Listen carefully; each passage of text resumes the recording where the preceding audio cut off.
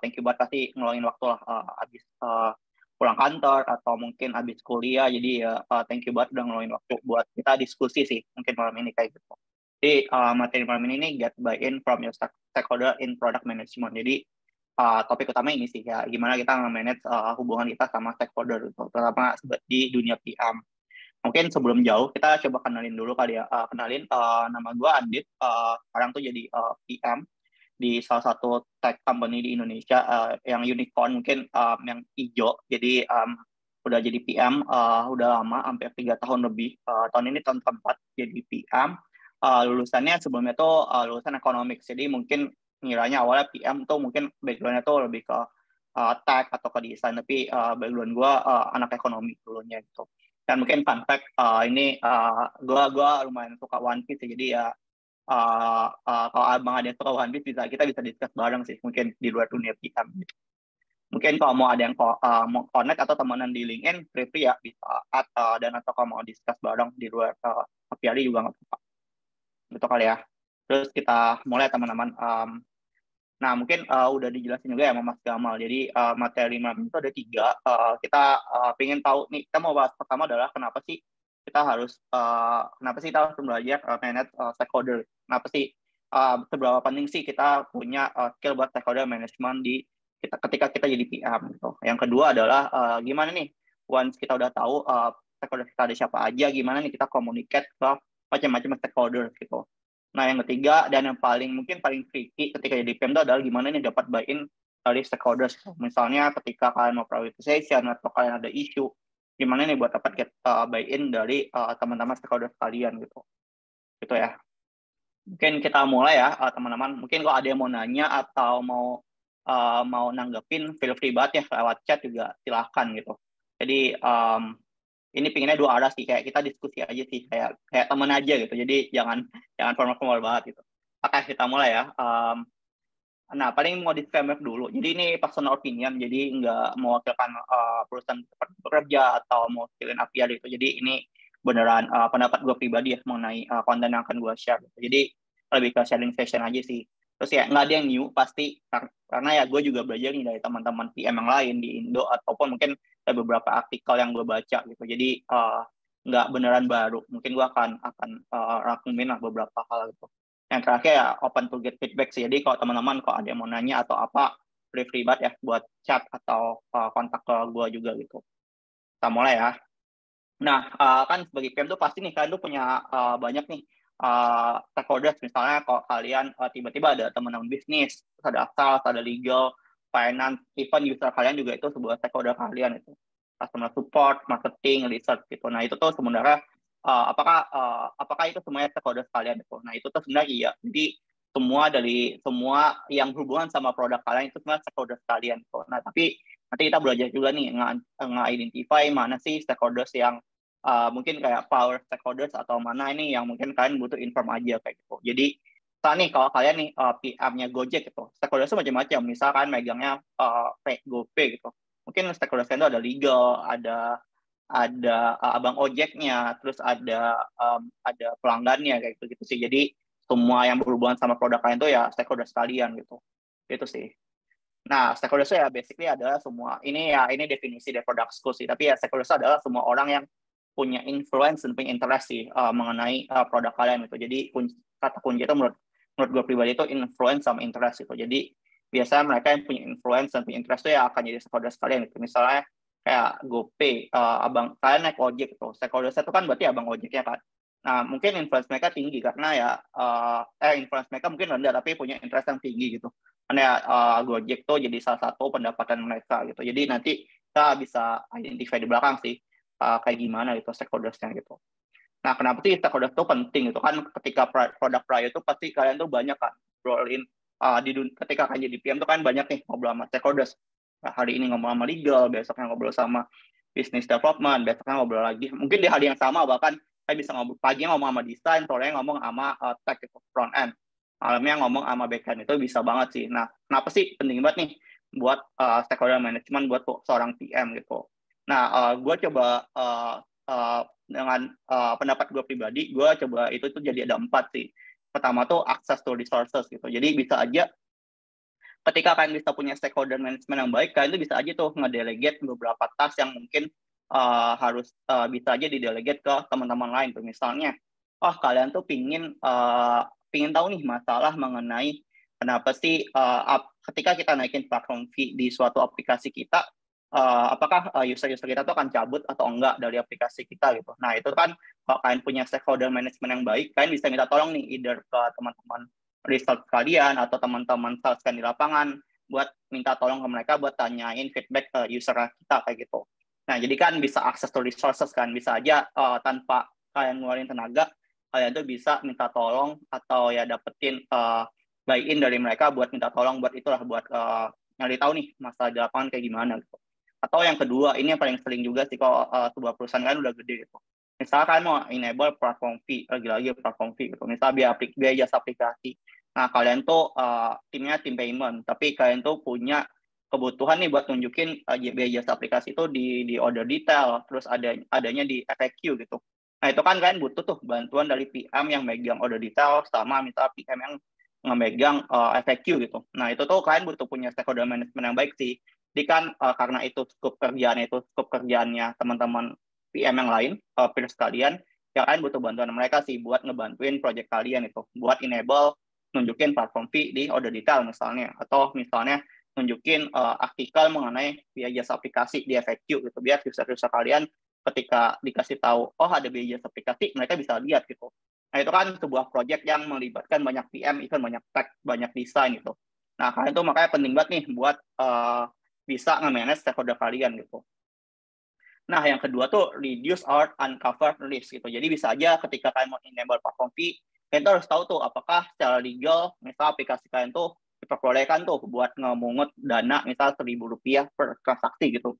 Apakah boleh misalnya? Atau misalnya kalau ada 1.000, apakah ada potensi misalnya secara brand, nama brand kalian tuh akan tercoreng tuh. Oh, tiba-tiba sebuah aplikasi, misalnya aplikasi apa, tiba-tiba kan nge-enable 1.000, apakah gimana nih kita ngejawabnya media gitu. Itu kan kalian butuh banyak ngobrol nih sama banyak stakeholder lah, sama legal, apakah boleh, terus sama tim brand, apakah ini akan gimana nih kita ngejawab dan menjaga image brand kita lebih baik gitu.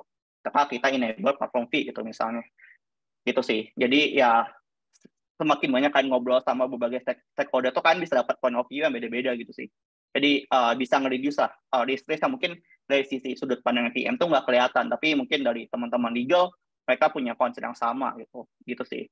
Nah yang ketiga, increase the perception of success gitu. Jadi seperti poin satu, jadi kalau kita punya stakeholder management yang baik, kita tuh bisa sepakat tuh dari awal kayak kriteria of success-nya kayak gimana gitu. Jadi kita tuh bisa manage expectation lah. Biasa kan isu antara PM dan stakeholder tuh biasa expectation-nya beda tuh. Antara PM tuh bilang kita develop PC aja gitu, tapi ternyata pas kayak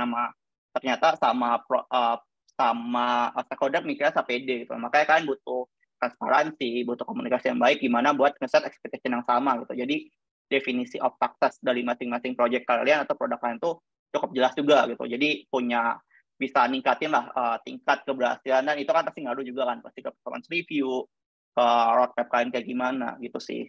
Nah yang keempat sama sih easier project close. Jadi kayak sebenarnya lebih ketika banyak stakeholder management yang ketika kalian punya stakeholder management yang baik, kalian bisa ningkatin nih ownership dari masing-masing tim member kalian tuh. Misal semua orang tuh pingin misal perusahaan itu sustain gitu, kan startup pasti goalnya sustain kan. Nah, makanya ketika semua punya vision yang sama, mereka juga akan merasa punya ownership yang sama gitu.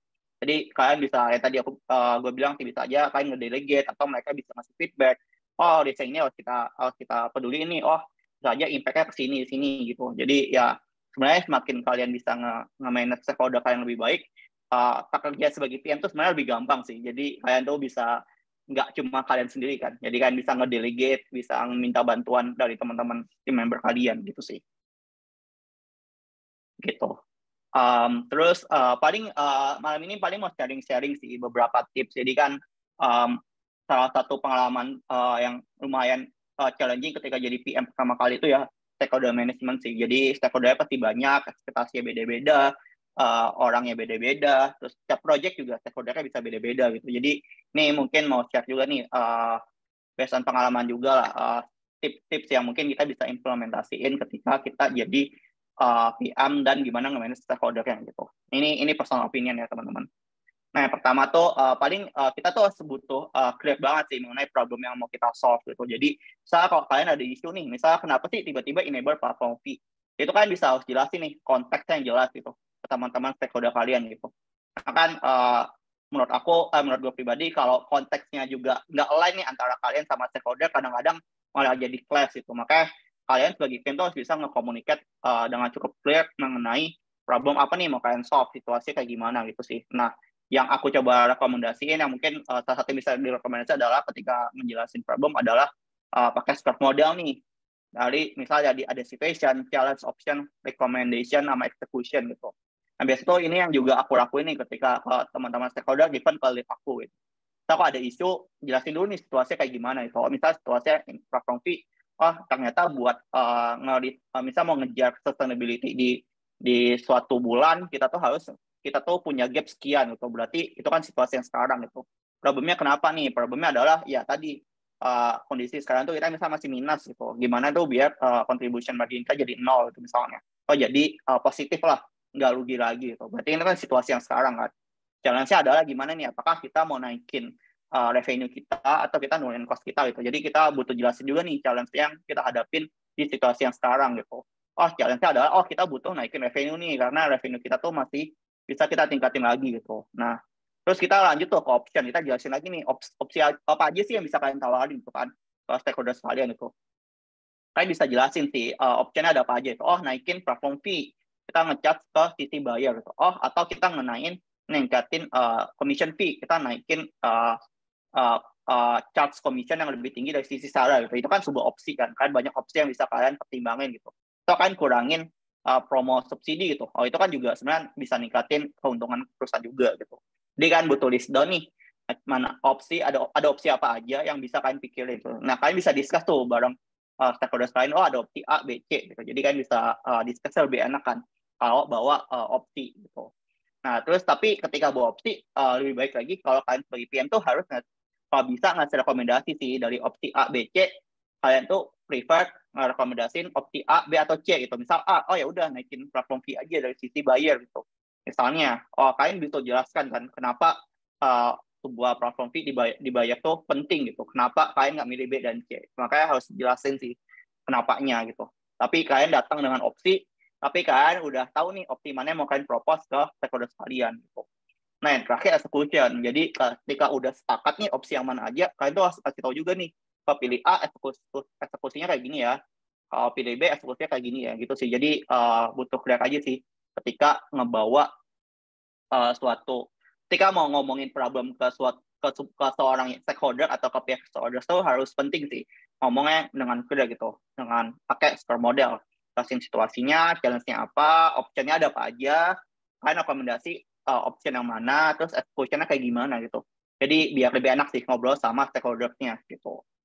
Nah, yang kedua, identify your stakeholders gitu. Jadi kalau aku sih biasa tuh stakeholders mapping sih. Jadi kira-kira aku tuh harus ngomong sama siapa aja gitu kan. Misal proyeknya gede gitu, misal platform fee kan.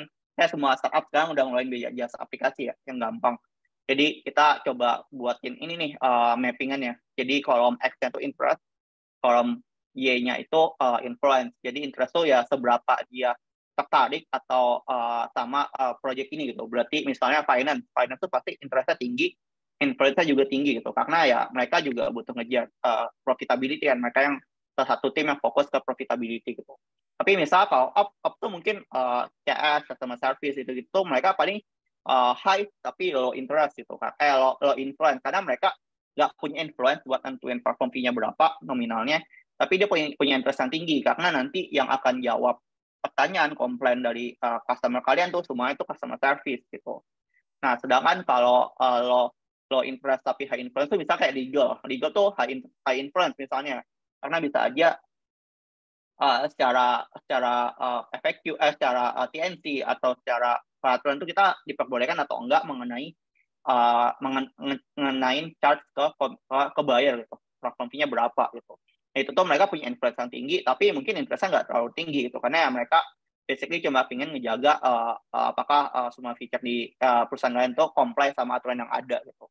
Gitu sih. Nah, tapi mungkin terakhir lo influence low interest ini paling kayak monitor aja sih, kayak kasih tahu aja. Misalnya marketing atau misalnya ini nih tim-tim lain lah yang mungkin nggak terlalu banyak invest sama platform fee dan nggak punya investment tinggi sama platform fee gitu sih teman-teman. Jadi saran aku sih ketika kalian buat project, kalian bisa mappingin nih, oh tim ini nih yang A, kuadran yang atas nih, oh yang tim B ini kuadran yang bawah gitu. Jadi karena semua stakeholder tuh nggak mesti di treat yang sama sih, tergantung dia tuh di level yang mana, di kuadran yang mana gitu sih teman-teman. Nah yang ketiga, sebenarnya ini yang paling sering aku lakuin sih. Jadi stay no kan PM tuh biasanya tuh dibilang harus stay no kan mengenai semua, nggak harus belajar stay no gitu. Nah aku tuh belajar itu dengan cara ya kalau bisa stay no itu nggak dari PM, kalau aku saranin gitu. Kalau bisa kalian arahin gimana caranya stakeholders tuh yang stay no gitu. Jadi kan kesannya bukan kalian yang nolak idenya kan, tapi kalian ajak diskusi biar mereka kalau emang idenya menurut kalian nggak oke, kalian bisa influence mereka buat yang say no itu bukan instead of PM atau kalian, tapi stakeholders kalian gitu sih. Nah, mungkin beberapa tips yang buat say no ini nih kayak ya, kalian dengerin dulu aja feedbacknya mereka, opini mereka.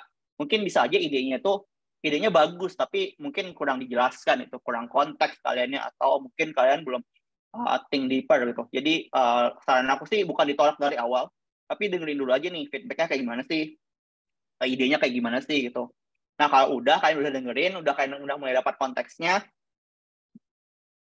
kalian bisa tanya tuh, ask them what the impact to user and business. Jadi tanya tuh, kira-kira kalau kita ngelakuin ini nih, impact ke user kita apa ya? Oh platform fee. Oh kira-kira apa ya impact ke user kita? Oh user kita tuh merasa bayar belanja di aplikasi kita tuh jadi lebih mahal gitu. Tapi buat bisnis kita impact-nya apa ya?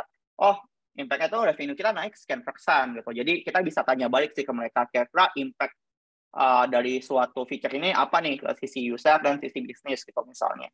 Terus kan juga bisa discuss nih potensial trade-off kayak gimana itu. Oh, dengan naikin sekian, mungkin user yang akan cabut tuh sekian gitu. Jadi kan bisa discuss nih, oh kira-kira ini worth it gak buat kita lakuin itu. Kan coba discuss bareng dan list down nih trade-off-nya apa gitu. Ketika kita ngelakuin project ini gitu misalnya gitu. Misalnya kan potensial trade-off tadi aku bilang usernya cabut gitu. Atau misalnya usernya pindah ke kompetitor kita gitu. Itu kan potensial trade-off kan. Nah, yang terakhir, kalau biasanya udah nggak sukses nih, biasa aku tuh merasa, oh udah coba 3 ini nih, ternyata masih di-push sama stakeholder terkait, gitu misalnya. Ya udah, aku tuh coba delay until you can, gitu. Jadi aku bilang, oke, idenya bagus, coba kita think deeper lagi nih, kita coba lihat datanya, gitu. Jadi kita bisa coba collect data dulu buat supportnya. Kira-kira ada supporting data nggak ya mengenai project ini, gitu. Oh, platform fee nih, ada supporting datanya nggak ya? Oh, misalnya kalian bisa lihat nih forecast revenue-nya berapa, terus misalnya impact-nya ke bisnisnya gimana, kalau kita nggak lakuin kerugian kita potensialnya berapa gitu. Jadi kalian bisa delay lah dengan coba tanya dulu nih, atau bentar ya kita tanya dulu nih ke tim data gitu misalnya. Atau yang kedua, kita bisa propose fast and low cost eksperimen gitu. Jadi bisa aja nih buat ngevalidasi ide mereka, instead of kita reject dari awal, ya udah kita bilang, ayo kita coba lakuin ini, tapi kita coba piloting dulu gitu misalnya. Misalnya, misalnya apa ya pilotingnya oke. Misalnya, oh ya udah instead of kita buat automation, rekomendasi pakai automation, ya udah kita coba upload manual dulu aja gitu buat melihat rekomendasi SKU kita atau produk kita tuh udah oke apa enggak. Jadi dibanding kita bilang ke tech butuh development 3 bulan itu buat sebuah otomasi, kita coba piloting aja bareng mereka. Oh kita coba dulu nih manual ke tiga toko atau ke 10% user kayak gitu sih. Jadi instead of ditolak, tapi kita iyain, tapi enggak 100% iya gitu. Kita coba dulu, buktiin dulu gitu sih. Atau yang ketiga, ini cukup relate juga. Biasanya kalau aku nih udah mulai mentok nih, sama stakeholder saya lumayan susah gitu kan. Aku coba dengerin nih dari feedback yang lain gitu. Misalnya aku bisa tanya nih, misalnya dari tim sales bilang kita butuh feature A, tapi aku coba ngobrol nih sama tim CS, apakah dari sisinya user tuh banyak komplain mengenai topik A ini? Oh ternyata nggak ada, kan bisa jadi suatu argumen juga kan ke stakeholder yang itu gitu sih teman-teman. Jadi kalau bisa ya say no itu instead of dari PM, kalau bisa say no itu mereka aja yang bilang say no-nya gitu sih. Ini suatu skill yang penting sih buat survive di dunia PM lah. Pasti kan kayak banyak request kan, gitu sih. Nah, ini masih yang ketiga. Jadi ini suatu contoh-contoh pertanyaannya sih. Bisa kalian tanya nih, benefitnya buat user tuh apa? improve USP-nya kita nggak, unique selling point kita apa enggak gitu. Apakah ini malah jadi memenangin kompetisi kita sama kompetitor kita apa enggak gitu. Terus kita bisa tanya nih, masa itu seberapa banyak sih? Apakah user tertentu doang nih punya masa yang sama atau banyak nih gitu. Jadi kalian bisa tanya juga nih, berapa banyak sih user yang punya problem yang sama apa enggak gitu. Terus kalian bisa tanya juga nih, kan kalian pasti punya vision yang sama kan mengenai suatu produk kalian gitu. Kan bisa align nih visionnya udah align nggak sih visionnya mengenai project ini gitu. Tiba-tiba kalian bilangnya misalnya aplikasi Gojek dari awalnya tiba-tiba cuma misal retailing gitu, tiba-tiba mereka jualan tiket, apakah align ya sama visionnya mereka gitu. Jadi butuh coba dibalikin lagi sih ke vision utama tim kalian kayak apa gitu sih. Jadi coba challenge balik aja sih mengenai ide mereka. Tapi saran aku listen dulu sih. Instead of langsung reject atau challenge balik, saran aku sih listen dulu. Jadi listen dulu, baru tanya balik sih gitu. Jadi bisa ada diskusi di sana. Gitu sih teman-teman. Nah, yang keempat tuh practice transparency. Jadi ya saran aku sih communicate with stakeholders clearly and frequently. Jadi kalau aku tuh biasa tuh kalau buat suatu project yang apalagi gede, USP itu unique selling point. Jadi kayak suatu unik mengenai feature kalian lah kayak gitu. Nah, biasa tuh kok aku buat develop project yang lumayan gede tuh, aku biasa buat project wiki gitu. Misalnya, misal mengenai platform fee gitu. Misalnya project wiki itu misalnya aku bisa buat satu Google Sheet atau di suatu tempat mengenai macam-macam mengenai project yang itu. Misalnya desainnya di mana sih linknya, aku taruh di situ gitu. Terus FAQ-nya aku udah nyiapin tuh FAQ yang disiapin dari sudut pandang PM gitu.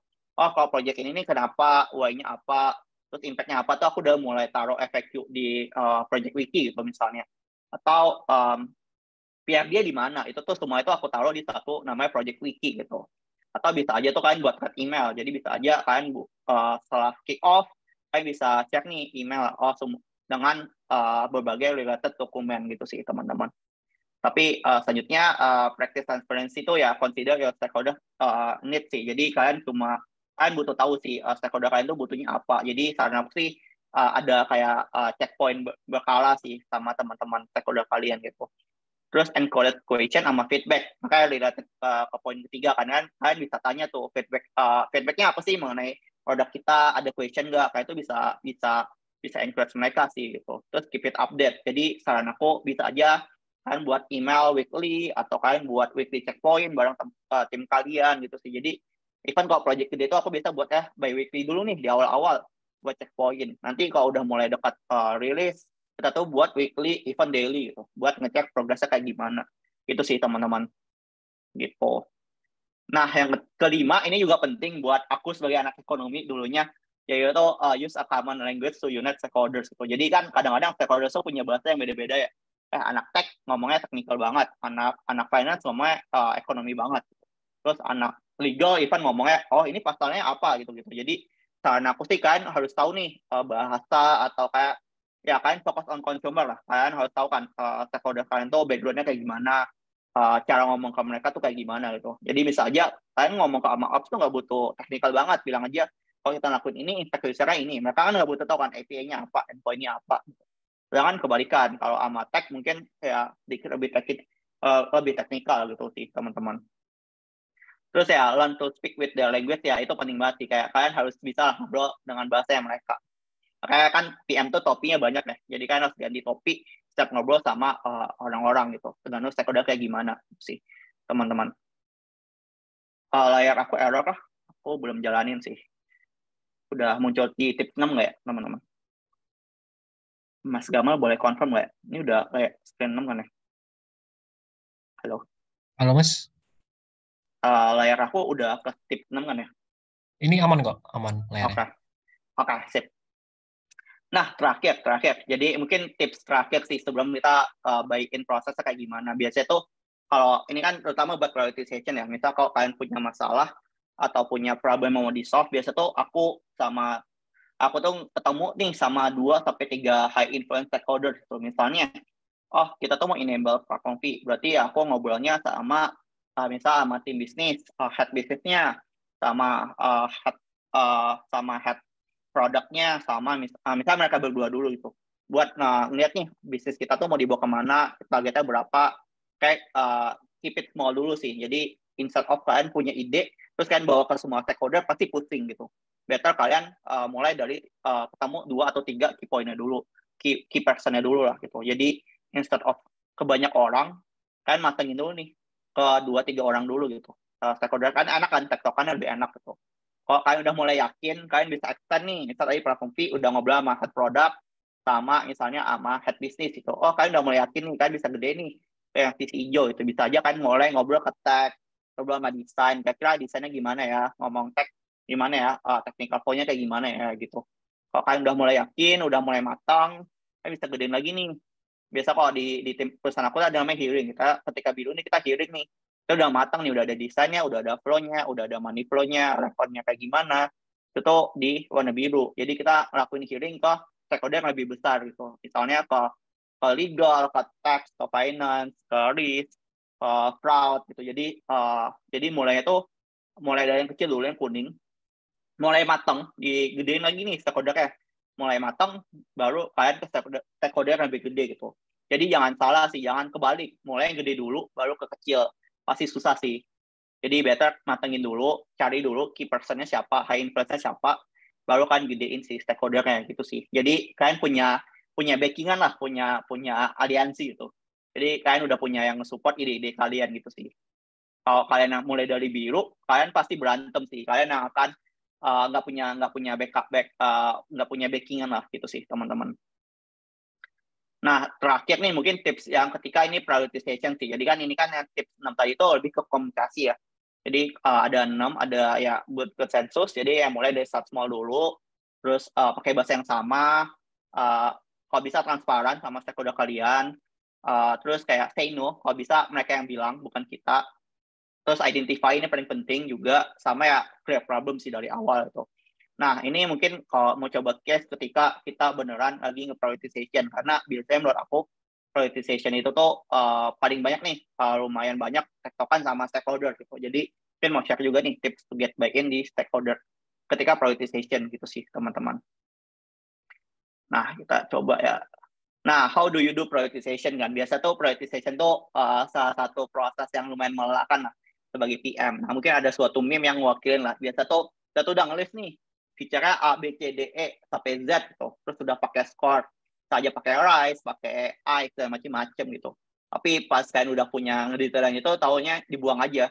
Karena manajemen bilang, kalian butuh yang A, B, C, D aja gitu. Jadi cuma nih step 1, step 2 gitu. Tapi kan berarti ini ada stakeholder management yang nggak oke kan. Kalian bisa coba, kita bisa improve bareng lah dengan biar 1, 2, 3 ini nih, 3 ini nggak kejadian gitu sih teman-teman. Ini paling sering sih kejadian biasa meme PM kayak gitu. Nah, product prioritization kan mungkin buat refresh memori kalian juga. Sebenarnya kan intinya gimana sih fokus kalian itu di next cycle-nya itu apa gitu, tim kalian itu. Misalnya di 6 bulan ke depan, fokus tim kalian itu apa? Apakah sustainability, apakah number of user lebih banyak, atau misalnya number of sales lebih banyak tuh. Kalian butuh online tuh di awal. Terus kenapa sih important? Kan tuh butuh jelasin juga nih kenapa project A, B, C, D itu tuh penting. Timeline-nya gimana? Terus kayak apakah ini beneran mau ubah key metrics kalian gitu. Misal North Star metrics kalian tuh revenue. Semua inisiatif kalian tuh bisa ningkatin revenue tim kalian apa enggak gitu sih. Kayak gitu. Nah, tricky part-nya dari si ketika proses product prioritization mungkin teman-teman yang lihat juga bisa tambahin. Biasa tuh kadang-kadang tuh semua stakeholder tuh masing-masing stakeholder tuh punya different point of view lah, belief yang beda-beda gitu. Dengan success criteria yang beda-beda gitu. Misalnya bisa aja tim sales bilang ya udah banyakin aja subsidi, banyakin aja promonya biar kita gampang jualan ke lapangan gitu. Tapi tim marketing atau tim marketing misalnya bilang nggak usah karena nanti promosi kita budgetnya terlalu gede gitu. Ini kan udah punya belief yang beda kan dan success criteria yang beda gitu. Si sales bilang ya dia pingin jual sebanyak-banyaknya, tapi marketing pingin ROI oke-okenya gitu kan. Itu kan dua hal yang beda gitu. Dan punya belief yang beda. Ini yang biasa memicu sedikit-sedikit konflik biasa ketika prioritization antar stakeholder gitu. Yang kedua ya punya personal yang beda, background-nya pasti dan mindset-nya pasti beda lah. Ya tadi aku bilang, sales pasti pinginnya achieve target, tapi marketing achieve-nya bukan target itu, bukan number of user atau number of sales, tapi ya mungkin ROI gitu. Atau misalnya finance tuh terserah lo mau jualan kayak gimana, tapi revenue kita harus sekian gitu. Berarti kan punya persona yang beda kan, punya background yang beda, cara pikir yang beda gitu. Pasti itulah yang akan membuat tricky ketika kalian ngelakuin prioritization gitu. Dan yang ketiga biasa no one has prioritization that line up. Kadang-kadang tuh karena kalian udah dengerin satu A B C D dari pihak A B C D, ternyata nggak line up tuh, nggak align gitu mengenai prioritization. Makanya itu yang kadang-kadang lumayan tricky nih ketika ngelakuin product prioritization.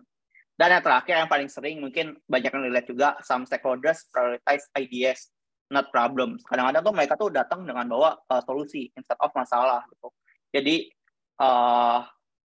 ini yang kadang-kadang bikin ada yang lumayan bikin tricky lah ketika ngelakuin product prioritization gitu sih teman-teman.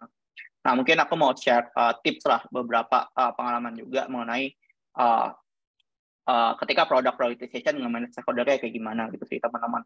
Nah mungkin ya contoh paling gampang biaya jasa aplikasi ya, kayak semua aplikasi di Indonesia udah mulai banyak nih nerapin biaya jasa aplikasi gitu.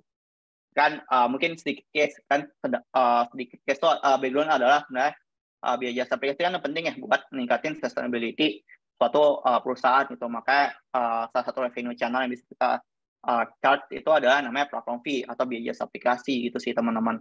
Nah, pasti punya setiap persona yang tadi aku bilang tuh punya sudut pandang yang beda. Oh, saya pasti akan nggak setuju. Oh, kenapa kita butuh platform fee ini akan bikin gua susah jualan gitu. Tapi sedangkan marketing bilang, oh ini butuh karena cost kita tuh udah nggak ada, revenue kita tuh udah nggak ada gitu karena budget promo kita udah dipotong gitu.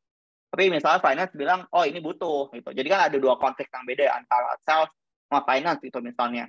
Gitu sih teman-teman. Makanya ini lumayan banyak nih personanya. Makanya mungkin aku coba bagiin 3 tips mengenai ketika product prioritization, gimana nge-manage produknya gitu, dengan kasus ya platform fee itu sih teman-teman. Nah yang pertama tuh pasti fase awal itu discovery the problem dulu sih. Biasanya kalau aku tuh setiap cycle tuh biasa tuh atau regularly aku akan ada one on one sih dengan masing-masing stakeholder sih. Jadi aku dengerin dulu nih masalah di mereka tuh apa sih. Aku ngobrol dulu masalah, oh masalah itu A, B, C gitu. Terus setelah aku listen, aku coba tanya balik nih, kenapa sih masalahnya kayak gini gitu. Jadi saran aku ketika lagi di fase prioritization kan pasti ada fase discovery dulu kan, nentuin roadmap-nya kayak gimana gitu. Saran aku sih one on one dulu sih sama masing-masing stakeholder. Jadi instead of kalian kumpulin banyak, masalahnya apa? Jangan.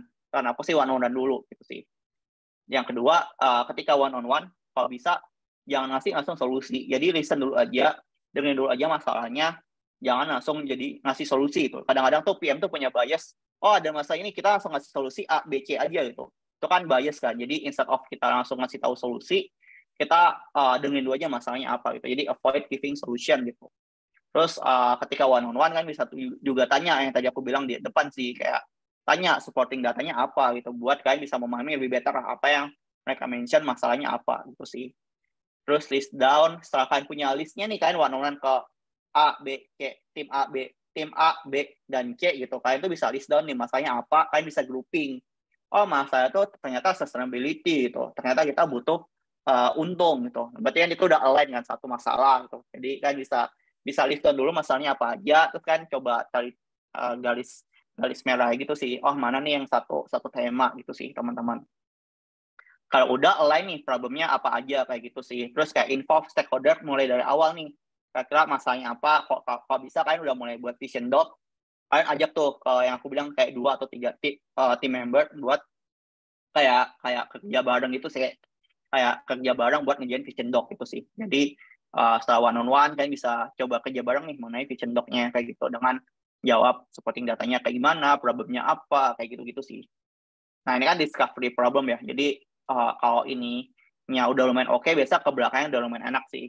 Nah, ketika kalian udah punya mulai banyak, udah mulai selesai discovery problems, kalian tuh mulai alignment. Jadi kan kalian udah punya, tadi kan kalau saat yang ini kan mungkin yang ini discovery problem gitu. Tapi yang di sini ini udah alignment gitu sih. Hijau tuh udah mulai alignment gitu. Jadi ketika kalian udah punya vision docs yang clear dengan 2 atau 3 tim member kalian tuh bisa align nih. Mulai invite banyak stakeholders gitu. Mulai digedein stakeholdersnya gitu. Jadi kalian bisa mulai kick off buat align mengenai masalahnya apa sih yang mau di-solve, success matrix-nya apa, how-nya kayak gimana gitu. Jadi ini bisa di sini sih. Terus kayak saran aku sih, PM tuh bukan messenger, kalian tuh bisa encourage masing-masing stakeholder tuh buat discuss langsung sih, instead of saya ngomong ke aku, ngomong ke gue gitu, terus gue ngomong lagi ke tim finance, kan ribet ya, mendingan mereka ngobrol aja langsung gitu sih. Jadi dibandingin kayak di messenger kayak apa ya, kayak lomba kata berkait, mendingan kalian ya udah mereka ngomong langsung aja gitu sih.